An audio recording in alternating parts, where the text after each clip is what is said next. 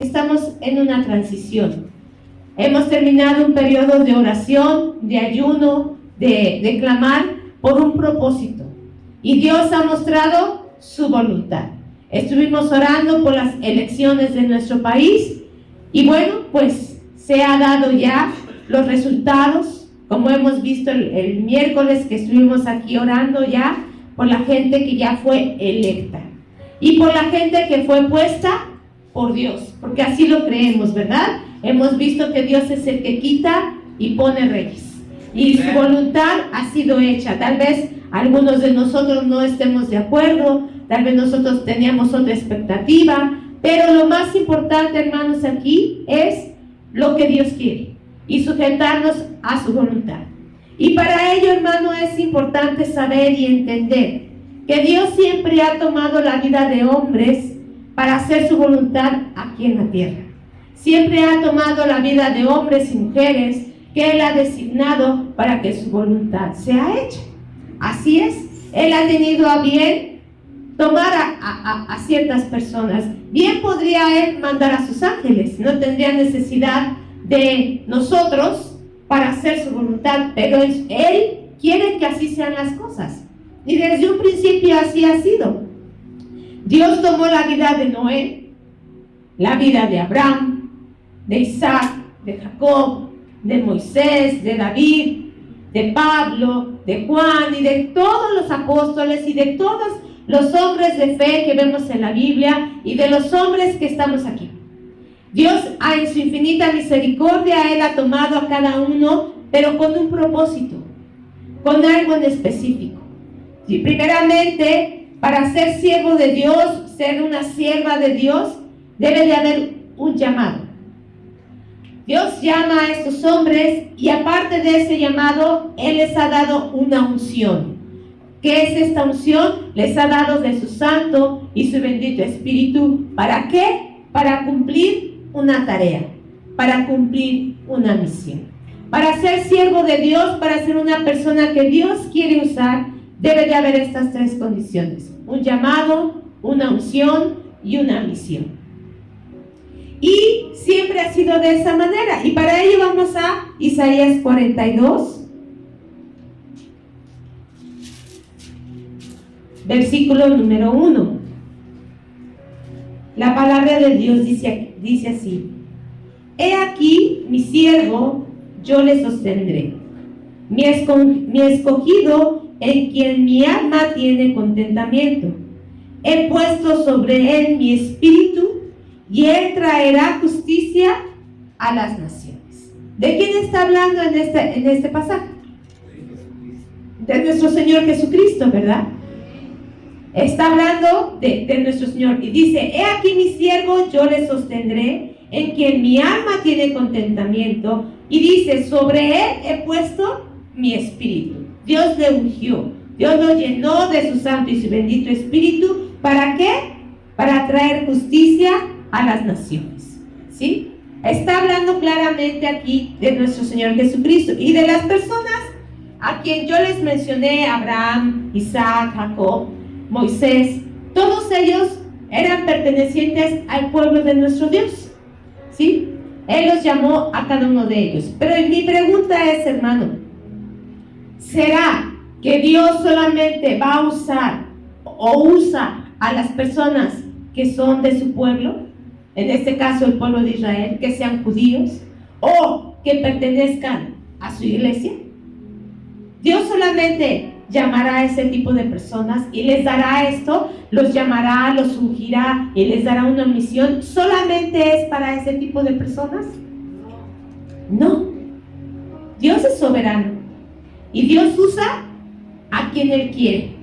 ¿Sí? ¿Y por qué es importante que entendamos esto?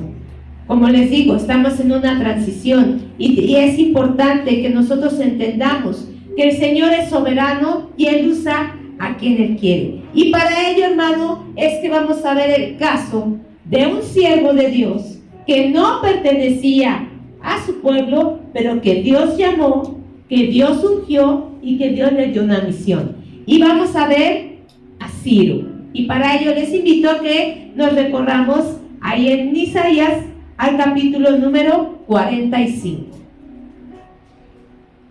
Y le vamos a dar lectura del versículo número 1 al versículo número 7. Lo vamos a hacer de manera alternada para que podamos entender la lectura. Lo vamos a hacer de manera pausada para que comprendamos lo que la palabra de Dios hoy nos quiere mostrar. Dice la palabra de Dios: así dice Jehová a su ungido, a Ciro, al cual tomé yo por su mano derecha, para sujetar naciones delante de él y desatar lomos de reyes, para abrir delante de él puertas, y las puertas no se cerrarán. 2. Yo iré delante de ti y enderezaré los lugares torcidos, quebrantaré puertas de bronce, de roca de hierro. Y te daré los tesoros escondidos y los secretos muy guardados, para que sepas que yo soy Jehová, el Dios de Israel, que te pongo nombre. 4.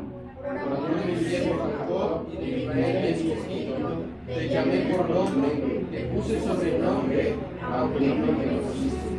Yo soy Jehová y ninguno más hay. No hay Dios fuera de mí. Yo te ceñiré, aunque tú no me conociste. 6. Para que sepas desde el nacimiento del sol y hasta donde se pone, no hay más que yo Jehová, y ninguno más que yo. Que formo la luz y creo las tinieblas, que hago la paz y creo la adversidad. Yo, Jehová, soy el que hago todo esto. Qué interesante es esto, hermano. Vemos este pasaje y es sorprendente, al menos para mí, aunque ya lo había leído. Siempre Dios tiene algo nuevo que enseñarnos en su palabra. ¿Y quién fue Ciro? Ciro fue una persona, históricamente, viene registrado en la historia y es conocido como Ciro el Grande. Fue un gran libertador, emperador, conquistador. Así como Alejandro el Magno, que es conocido, así fue Ciro el Grande. ¿Sí? ¿Qué significa su nombre? En hebreo se pronuncia Koresh. K-O-R-E-S-H. Koresh. Y significa sol, joven o el iluminado. Y como vemos aquí, Dios llama y profetiza de este varón. Y es bien interesante porque esta profecía que está en Isaías fue profetizada 200 años antes de que Ciro naciera. 200 años, hermano. ¿Sí? Y vamos a ver cómo esta profecía se cumplió paso a paso. Y para ello vamos a leer un versículo antes, que está en el capítulo 44, versículo número 28. Y vean aquí cómo se refiere Dios a Ciro. Dice, ¿qué dice de Ciro? Es que mi pastor y cumplirá todo lo que yo quiero. Al decir a Jerusalén, serás edificada y al templo serás fundada. Versículo 1 del capítulo 45, solamente la primera parte. Así dice Jehová a su ungido, a Ciro. En el capítulo 44, ¿cómo se refiere a él? Como mi pastor. Y en el versículo número 1 del capítulo 45 se refiere a él como ¿qué? Su ungido, su siervo y su ungido. Muy bien, fíjense nada más este llamado que le hace Dios a Ciro. Y primero le dice que iba a ser su pastor. ¿Qué labor hace un pastor? Cuida y ¿qué más? Enseña y ¿qué más? Alimenta. ¿Cómo? Guía y alimenta. Todas esas funciones hace un pastor. Y estas funciones Ciro las iba a hacer con el pueblo de Israel. Y ahorita vamos a ver de qué manera es que Dios, y la misión que Dios le dio a Ciro para hacer esto. Entonces primero le dice que iba a ser su pastor. Imagínense, un pagano iba a ser pastor del pueblo de Israel. ¿En qué circunstancias se encontraba el pueblo como para que esto tendría que suceder? Ahorita lo vamos a ver. Pero tomen en cuenta esto. ¿Por qué? Porque Ciro, ¿a qué imperio pertenecía? Al imperio persa, ¿sí? Al imperio persa, que después iba a ser, después de los babilonios vinieron los persas y los medos, ¿sí? O sea, era un pagano Ciro, y Dios lo llama mi pastor, y después le llama mi ungido. Habla de la asignación que él iba a tener, de lo que él tenía que realizar. Dice ahí en el versículo número 28 del capítulo 44 que él iba a cumplir ¿qué? Todo lo que yo quiero. A través de Ciro, Dios iba a cumplir todo lo que él quería. ¿Con quién y para quién? ¿Qué tenía que hacer Ciro? ¿Cuál era la misión que tenía que hacer Ciro? Primero, tenía que derrotar al imperio de Babilonia. ¿Cosa fácil? No. Después, una vez que conquistara a los babilonios, tenía que liberar al pueblo de Israel del cautiverio. Recuerden que el pueblo de Israel llevaba cautivo en Babilonia, ¿cuántos años? 70 años. ¿Sí? Entonces, derrotar a Babilonia, liberar al pueblo de Israel del cautiverio. Tercero, tenía que abrirles camino para que ellos al salir de Babilonia llegaran nuevamente a Jerusalén. ¿Tú crees que iba a ser fácil esa tarea también? Que abrir camino, ver las naciones vecinas que los israelitas iban a regresar a su tierra. Estarían bien contentos, ¿verdad? Les iba a dar harto gusto que otra vez regresara ese pueblo a su lugar. No. Entonces, imagínate lo que tenía que hacer Ciro, era preparar ese camino también para que el pueblo de Israel pudiera llegar a la tierra prometida. Y llegando a la tierra prometida, tenían ellos que reconstruir la ciudad, sus casas y el templo. No era una tarea fácil que tenía Ciro. Era una tarea ardua, interesante, de cómo un pagano iba a hacer la voluntad de Dios para su pueblo Israel.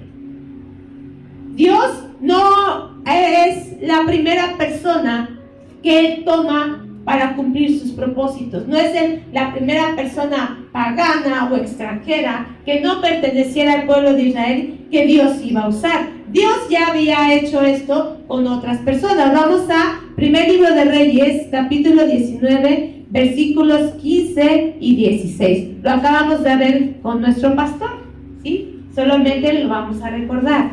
Estuvimos hablando de quién, ahí en primero del Libro de Reyes. ¿De quién nos estuvo hablando el pastor? De Elías, ¿sí?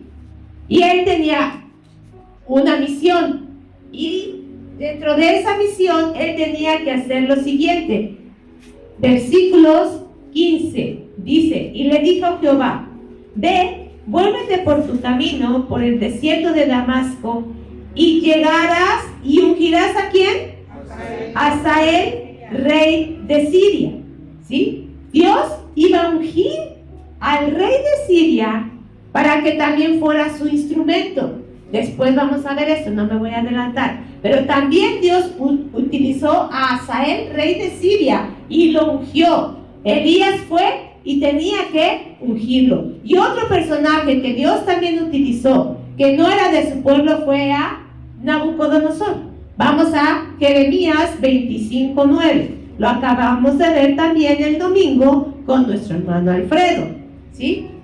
¿Qué dice Jeremías? He aquí enviaré y tomaré a todas las tribus del norte, dice Jehová, y a Nabucodonosor, rey de Babilonia, ¿qué? Mi siervo, y los traeré contra esta tierra y contra sus moradores y contra todas estas naciones de alrededor, y los destruiré y los pondré por escarnio y por burla y en desolación perpetua. Entonces, Ciro no es la única persona que Dios ha tomado, que no es del pueblo de Israel, para cumplir una misión. Vimos a Hazael, vimos a Nabucodonosor, y ahorita es Ciro.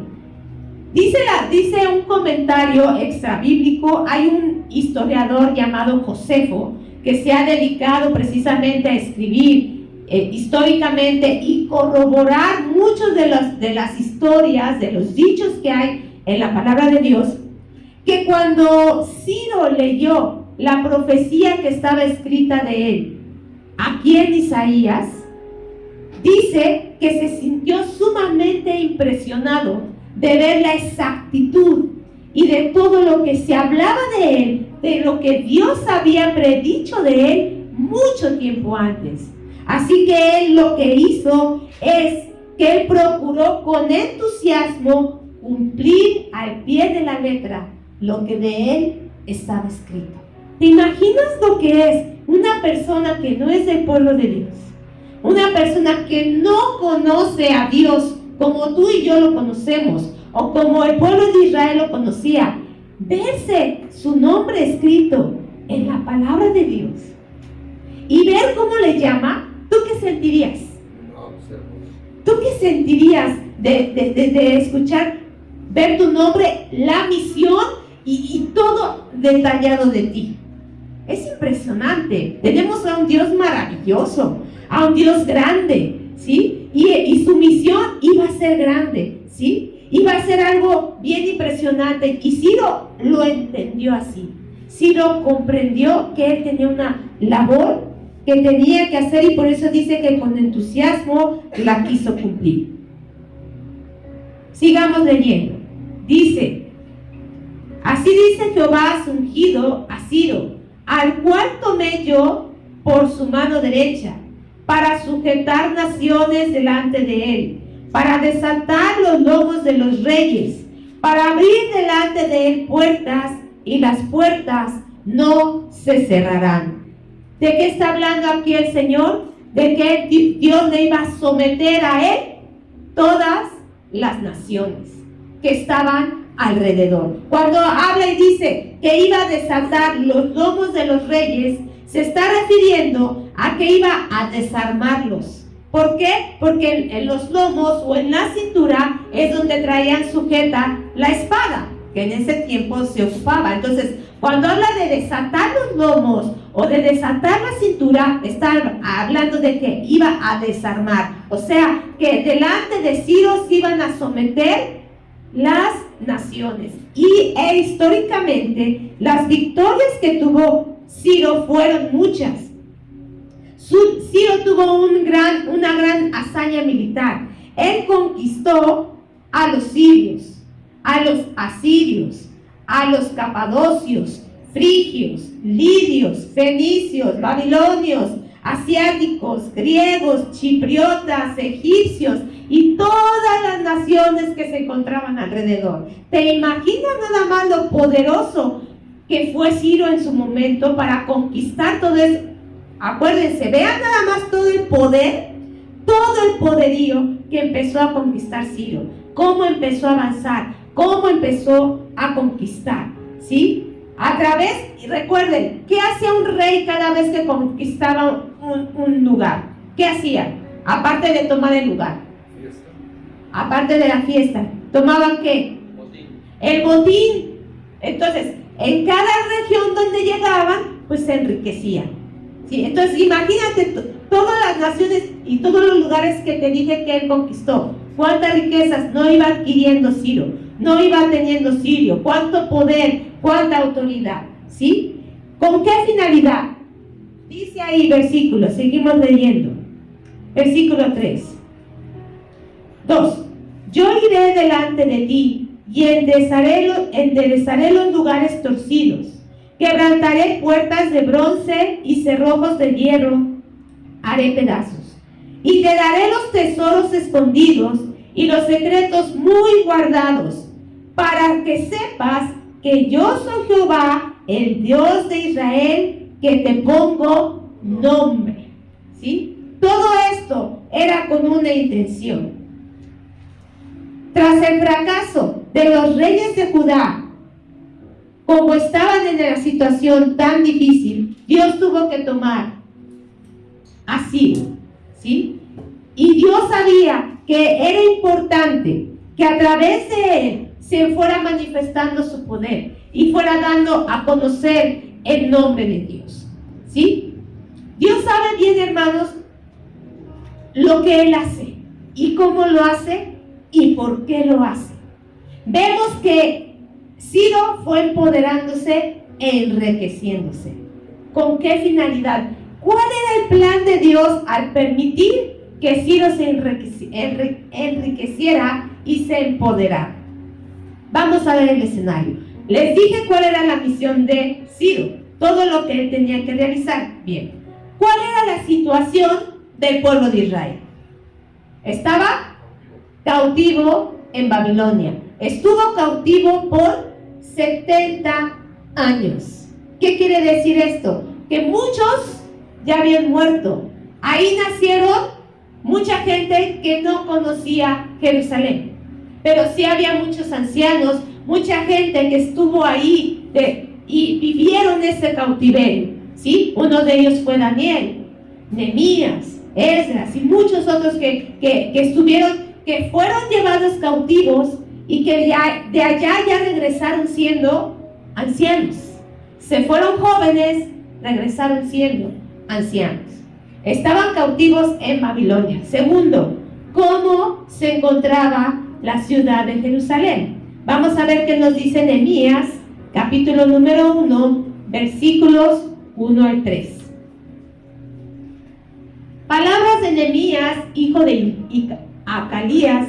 Aconteció en el mes de Quisleu, en el año 20, estando yo en Susa, capital del reino, que vino Hanani, uno de mis hermanos, con algunos varones de Judá, y les pregunté por los judíos que habían escapado, que habían quedado de la cautividad y por Jerusalén. ¿Cuál fue el informe?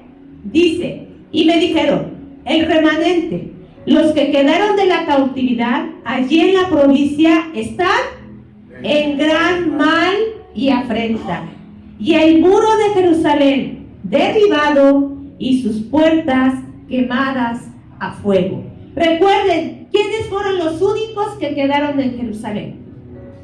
Los pobres. Y esas ciudades fueron llenas de gente pagana. El rey que se quedó a cargo, que puso Nabucodonosor, la llenó de gente pagana y la llenó de ídolos. Entonces, ¿cómo se encontraba la ciudad de Jerusalén después de 70 años de que el pueblo había sido llevado cautivo? Muy, muy mal. Muros derribados de la ciudad y las puertas quemadas a fuego. ¿Cómo es que ellos iban a poder regresar a esta ciudad, como les decía, por el medio de donde tenían que pasar sin que hubiera problemas? Sin que las naciones vecinas reclamaran.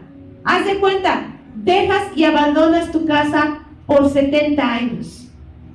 Y llegan los paracaidistas. ¿Y cómo se encuentra una casa que no se habita? ¿Cómo se va deteriorando una casa que no se habita? ¿Sí? Se va haciendo fea, se ensucia, hay moho. Y si hay gente que nada más está buscando, vienen e invaden tu casa. Entonces imagínate la situación en la que estaba Jerusalén, en la que estaba el pueblo de Israel. Y luego, ¿con qué dinero, con qué medios iban a regresar e iban a reconstruir una ciudad, el templo y sus casas? ¿Cómo iba a ser posible esto? ¿Ellos iban a poder? ¿El pueblo iba a poder? No. Por eso es que Dios levanta a Ciro. Por eso es que Dios lo empodera. Por eso es que Dios lo enriquece. Porque Él iba a tener como propósito. Todo eso iba a ser, ¿para quién? ¿Para quién iba a ser el beneficio? Y lo vamos a ver. Siguiente versículo. Versículo número 4. ¿Qué dice? Por amor de mi siervo Jacob y de Israel mi escogido, te llamé por tu nombre, te puse sobrenombre, aunque no me conociste. ¿Para quién iba a ser el beneficio? ¿Y por qué Dios hizo todo esto? porque Ciro era un gran varón, porque Ciro tenía muchas cualidades. ¿Fue por amor a Ciro? No. ¿Fue por amor a quién? A Israel. Porque Dios nunca se olvidó de su pueblo. Aunque Él los tuvo que llevar cautivo, ¿tú crees que no le dolió a Dios en su corazón ver a su pueblo humillado?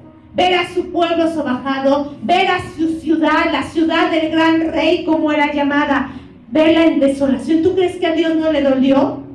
Pero tuvo que hacerlo. ¿Por qué? Por la desobediencia del pueblo. Pero todo era con un propósito. Dios tiene un gran propósito. Él nunca dejó de amar a su pueblo, nunca dejó de mirarlos.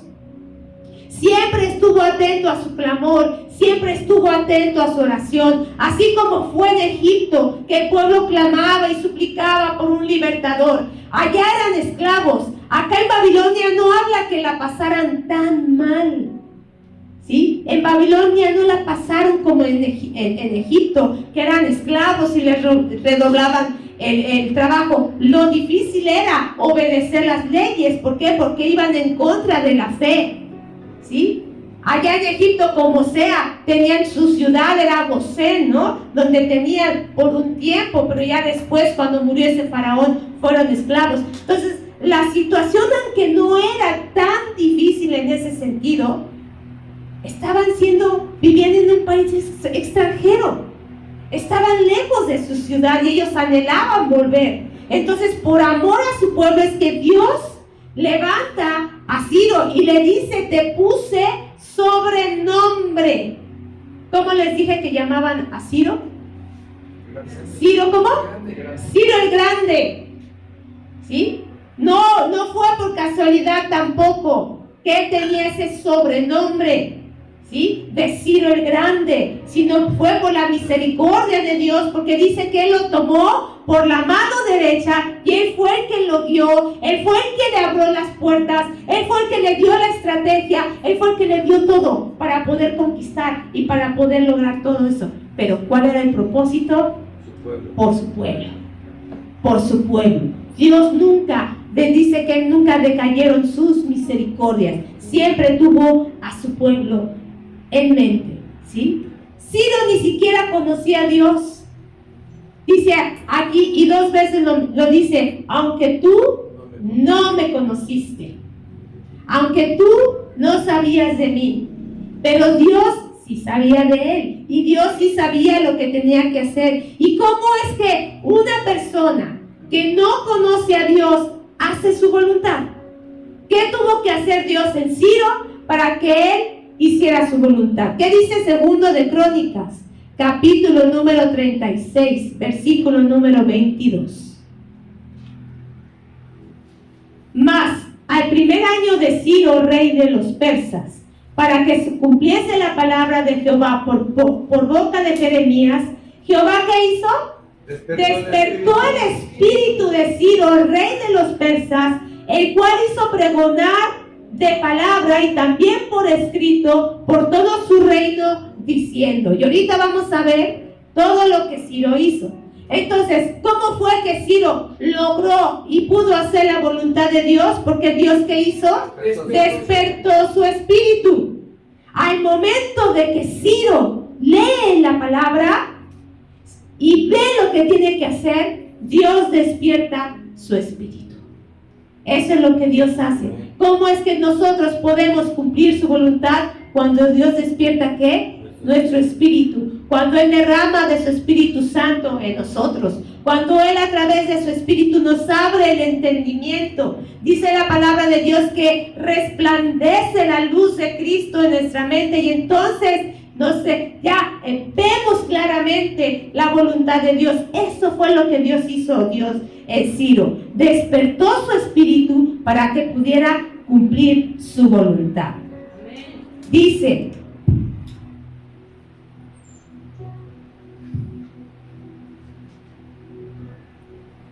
versículo 5: y yo soy Jehová, y ninguno más hay. No hay Dios fuera de mí. Yo te ceñiré, aunque tú no me conociste, le vuelve a decir, para que se sepa desde el nacimiento del sol y hasta donde se pone que no hay más que yo Jehová, y ninguno más hay.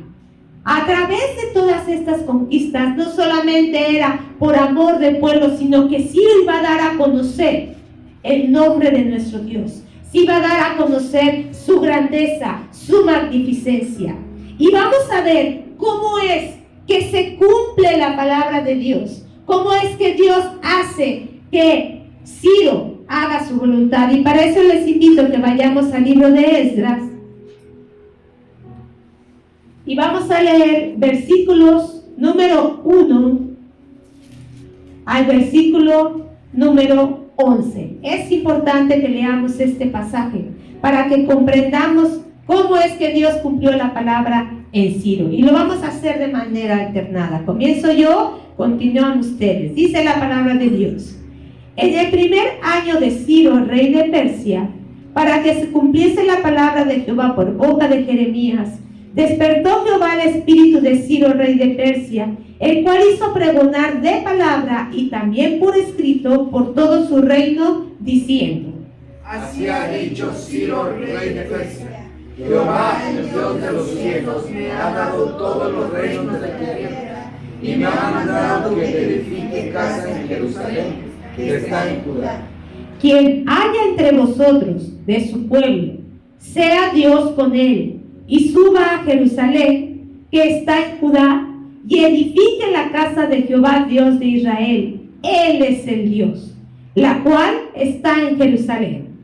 Y a todo el que haya quedado en cualquier lugar donde more, ayúdenle los hombres de su lugar con plata, oro, bienes y ganados, además de ofrendas voluntarias para la casa de Dios, la cual está en Jerusalén. Hasta ahí lo vamos a dejar. Fíjate nada más. Dice el versículo 2, que el Dios de los cielos me ha dado todos los reinos de la tierra. Ahí está Ciro glorificando a Dios. No está diciendo, no, es por mi poder, yo soy muy inteligente, yo soy el que hago todas las cosas. No, Ciro le da la gloria a Dios y dice, Dios es quien me ha dado todos los reinos de la tierra, ¿sí? Y dice, y me ha mandado que le edifique casa en Jerusalén, que está en Judá, ¿sí? Dios le habló a Ciro, Dios le mostró, y Ciro le da la gloria. Y después dice, y todo el que haya quedado en cualquier lugar donde more, ayúdenle los hombres de su lugar con plata, oro, bienes, ganado, además de ofrendas voluntarias. ¿Para qué? Para la casa de Dios, la cual está en Jerusalén. ¿Cómo fue que salió el pueblo de Egipto? ¿Se acuerdan? ¿Qué se llevó? Se llevaron todas las cosas. ¿Y para qué se iban a llevar todo? ¿Para qué? ¿Para qué se llevaron todas las riquezas del pueblo de Egipto? Pues para instalarse y para edificarle casa a Dios también, para las ofrendas. ¿Para qué eran el ganado que estaba mandando Ciro? Ahorita vamos a ver. ¿Te fijas para qué Dios lo enriqueció y el poder que Dios le dio? Esto fue un decreto escrito y de palabra. Eso está escrito, hermano. ¿Sí? Vamos a seguir leyendo. Después dice: entonces se levantaron los jefes de las casas paternas de Judá y de Benjamín, los sacerdotes y levitas, todos aquellos cuyo espíritu despertó Dios, para subir a edificar la casa de Jehová, la cual está en Jerusalén. 6. Y todos los que estaban en sus alrededores les ayudaron con plata y oro, con bienes y ganado, y con cosas preciosas, además de todo lo que se ofreció voluntariamente. Y el rey Ciro sacó los utensilios de la casa de Jehová, que Nabucodonosor había sacado de Jerusalén, y los había puesto en la casa de sus dioses. Los sacó, pues, Ciro, rey de Persia, por mano de el cual le y esta es la cuenta de ellos: 30 tazones de oro, 1000 tazones de plata, 29 cuchillos, 200 piezas de plata y otros utensilios. Todos los utensilios de oro y de plata eran 5,400. Todos los hizo llevarse esbazar con los que subieron del cautiverio de Babilonia a Jerusalén. ¿Ves cómo Dios es maravilloso? ¿Ves cómo Dios tiene el control sobre todas las cosas? ¿Para qué lo hizo que se enriqueciera?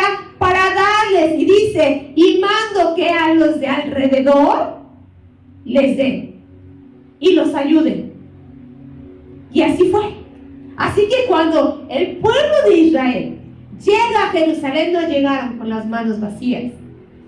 Llegaron con la riqueza necesaria y suficiente para empezar la labor, para lo primero que tenían que hacer, ¿qué era? No, ¿qué era lo primero que tenían que hacer? Edificar el templo. Lo primero tenían que edificar el templo y reconstruir los muros de Jerusalén. Obviamente tenían que llegar a sus casas. Obviamente tenían que ir, pero lo primero que se tenían que abocar era en la construcción del templo. Y te invito a que leas Esdras y Nehemías para que veas la obra maravillosa que Dios hizo. Vemos aquí en Esdras y en Nehemías cómo los enemigos hicieron de las suyas, ¿verdad? Cuando ellos vieron que empezaban a edificar el muro, luego empezaron, no como creen, y empezaron los enemigos a atacar. Y entonces tuvieron que mandar cartas, ¿sí? Para impedir la obra. Se impidió la obra, pero después tuvieron que volver a mandar cartas y pedir que la obra fuera edificada. ¿Y a dónde crees que fueron a buscar para que la obra volviera a ser edificada? Tuvieron que ir a este decreto que Ciro hizo para que la obra de Dios volviera a ser edificada. Esto te lo estoy resumiendo a grandes rasgos, pero te invito a que leas, a que continúes la lectura, para que te maravilles cómo Dios es perfecto, cómo Dios lleva, mira, todo se cumple conforme Él lo dictó. Versículo 7 dice que formó la luz y creó las tinieblas, que hago la paz, que creó la adversidad. Yo, Jehová, soy el que hago todo esto. ¿Qué quiere decir? Yo tengo el control sobre todas las cosas, sobre toda circunstancia. Así como Dios predijo el cautiverio de Israel, ¿cuánto tiempo iba a durar el cautiverio? ¿Por medio de quién iba a llevarse a cabo ese cautiverio? Así también Dios dictaminó quién iba a liberar al pueblo y de qué manera iban a ser hechas todas las cosas. Porque es importante que tú y yo entendamos y comprendamos la obra de nuestro Dios, hermano. Es bien importante que entendamos que Dios tiene el control sobre todas las cosas. Estamos en un tiempo de transición en nuestro país. Y a muchos hay temor, hay incertidumbre. No sabemos lo que vaya a pasar. Así aparentemente no pintan las cosas tan bien como quisiéramos. ¿Por qué? Porque hemos visto lo que está sucediendo en nuestro país desde hace mucho tiempo. No solamente es esta administración en la que estamos, sino desde antes. Cómo nuestro país ha venido decayendo, cómo la situación económica, política, social, educativa, de salud, en todos los ámbitos, nuestro país, cómo se encuentra. En una situación difícil. Pero sabes, Dios nos está hablando a través de este personaje y diciendo que Dios, Él es el que quita, Él es el que pone. Él llamó a Ciro con un propósito. Y sabemos, y estuvimos aquí orando y pidiéndole a nuestro Dios que Él se hiciera su voluntad sobre el gobierno de nuestro México. Así que, hermano, no te preocupes. No te preocupes de quién quedó. No te preocupes si es una mujer, si estamos, todo se está pintando de un solo color. No te preocupes.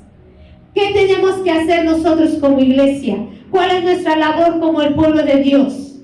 Saber que Él tiene todo en su control, que Él tiene un propósito, que Él tenga un propósito para la gobernadora, para la jefa de gobierno, para la presidenta, para quien haya quedado en eminencia. Solo Dios sabe por qué. La labor de nosotros es confiar en nuestro Dios. ¿Sí? Él es el que ha tomado a estas mujeres, a estos hombres, para que gobiernen. El Salmo 138:8 dice: Jehová cumplirá su propósito en mí. Tu misericordia, Jehová, es para siempre. No desampares la obra de tus manos. Que el Señor haga y cumpla su perfecta voluntad, así como la hizo en Ciro, así como la hizo en Nabucodonosor, y así como la ha hecho en tantos hombres y mujeres que Él ha llamado, que Él cumpla su voluntad en el gobierno que está con nuestro México. ¿Qué más Dios quiere?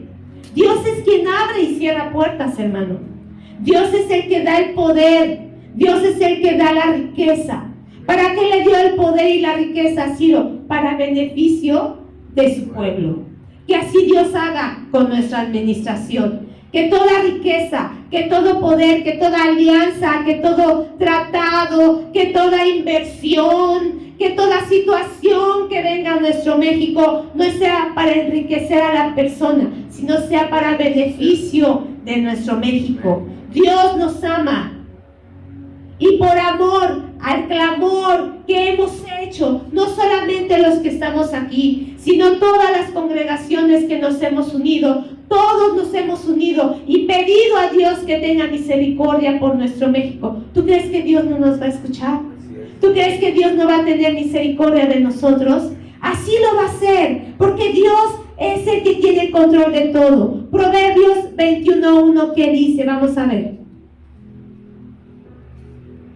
Como los repartimientos de las aguas, así está el corazón del rey en la mano de Jehová. A todo lo que quiere lo inclina. ¿Cuál va a ser nuestra oración? Esta. Que Dios tome el corazón de nuestros gobernadores y lo haga inclinar hacia ellos. Que Dios mueva. Dios sabe cómo va a hacer las cosas. Dios no tiene límites, ¿sí? Aunque para nosotros sea difícil, aunque pareciera que es muy dura la gente y que no se puede, Dios siempre tiene a alguien, Dios siempre tiene la forma, Dios siempre tiene la manera de hacer que el corazón del rey se incline hacia Él. Y este va a ser nuestra oración. Ciro no le conocía, Ciro no sabía quién era Jehová, pero Dios hizo que le conociera. ¿Por qué? Porque despertó su espíritu. Pidámosle al Señor que despierte el espíritu de nuestros gobernantes. ¿Sabes cuál es la ventaja que hay con Claudia Sheinbaum por decir algo? Ella es judía. Ella es de la comunidad sefaradí. Ella es conocida y la familia del jefe de mi esposo conoce a su familia y saben de ella. Así es que hay una gran ventaja, hermano. Ella de alguna manera conoce y sabe. Hay gente a su alrededor. Hay algún rabino. Hay alguien de su familia que le puede dar una palabra, que le puede decir algo. Dios mismo puede despertar su espíritu porque ella conoce al Dios Todopoderoso. Sabemos que cuando están en el poder es difícil y tienen que inclinarse y muchas veces venderse porque el sistema así lo hace. Pero pidamos a Dios por ella y pidámosles eso y por todos nuestros gobernantes, que Dios haga la obra así como la hizo en Ciro, la haga con nuestros gobernantes. Por eso es esta palabra que Dios nos está hablando, para animar nuestros corazones, para saber que Él puede hacer todas las cosas. Dice en su palabra que cielo y tierra pasará, pero su palabra no pasará. Todo lo que está escrito se tiene que cumplir. Todo. Dice que ni una coma, ni una tilde se puede salir de su voluntad. Y si leemos Mateo capítulo 24, y si leemos las cartas paulinas, y vemos que Dios ya ha advertido sobre todo lo que tiene que venir. Hemos estado viendo a través del Evangelio según San Juan todo lo que se tiene que padecer. No nos podemos saltar la aflicción, no podemos saltar la prueba, no podemos saltar la persecución, no podemos saltar la muerte. Pero todo es parte del propósito de Dios. Si Dios permitió que su pueblo fuera llevado cautivo y todas las aflicciones que el pueblo de Israel pasó fue para perfeccionarlo, fue para llevarlo después a que poseyera esa tierra, a darle las riquezas, a abrirle las puertas. Así es mismo con la iglesia, hermano. La iglesia tiene que padecer, los hijos de Dios tenemos que padecer, pero recuerda, hermano, todo es porque Dios quiere una iglesia sin mancha, sin arruga. Él la va a llevar ante su presencia. Cualquier persecución, cualquier situación difícil no se compara con la gloria venidera. No se compara con lo que Dios tiene para cada uno de nosotros. Así es que, hermano, no desmayes, no desfallezcas ante lo que se venga, ante las leyes que se aprueben. Recuerda que Dios está de nuestro lado. Recuerda que Dios va a cumplir su palabra, va a cumplir su propósito. Él nos ha llamado a ti y a mí. Él nos ha llamado con un propósito. Y el propósito es extender su reino. Le pido a mis hermanos de alabanza si van pasando, por favor. Dice en su palabra que Él nos llamó para ir y ¿qué? Predicar el Evangelio. A través de Ciro, Dios se dio a conocer a las naciones. Ciro le dio la gloria, porque él dijo: Dios me ha dado todo lo que tengo, todo lo que poseo. Así tú y yo, hermano, que Dios, toda oportunidad, ocúpala para darle la gloria a Dios. Toda oportunidad que tengas, donde Dios te lleve, a donde estés, no importa, ahí, en ese lugar, llámese hospital, llámese escuela, llámese trabajo, llámese carnicería, lugar donde Dios nos lleve, llevemos y demos de gloria. Y siempre reconozcamos que por Él es que somos lo que somos, tenemos lo que tenemos. Así que, hermano, no se desanime tu corazón. Recuerda, cuando tú sientas y veas la situación difícil, no preguntes por qué, no, sino para qué. La palabra de Dios se tiene que cumplir. Ponte de pie, hermano. Si Él dijo que iban a venir aflicciones, tendrán que venir aflicciones. Él dijo que iba a haber guerras, terremotos, pestes, hambres, situaciones difíciles, que se iba a levantar nación contra nación, reino contra reino, que se iba a levantar el Padre contra el Hijo contra el Padre, que aún los mismos hermanos nos iban a denunciar, aún nuestra propia familia se iba a voltear, que a muchos iban a perseguir, a muchos iban a encarcelar y a muchos iban a matar. Y se cumplió. Porque tú y yo habremos de escapar. ¿Quiénes somos tú y yo para escapar? Si la palabra está escrita, se tiene que cumplir. Pero sabes, nuestro Dios es grande, nuestro Dios es poderoso, nuestro Dios es maravilloso. Así que yo te digo, iglesia, no te desanimes. Iglesia,